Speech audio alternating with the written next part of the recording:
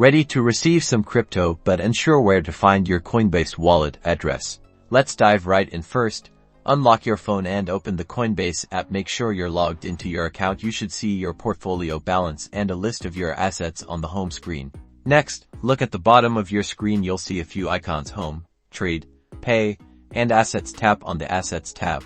This takes you to a screen displaying all your crypto assets held in Coinbase. Find the specific cryptocurrency you want to receive. For example, if you want someone to send you Bitcoin, tap on Bitcoin.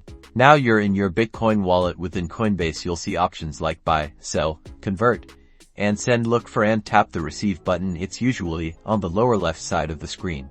This will display your unique Bitcoin wallet address.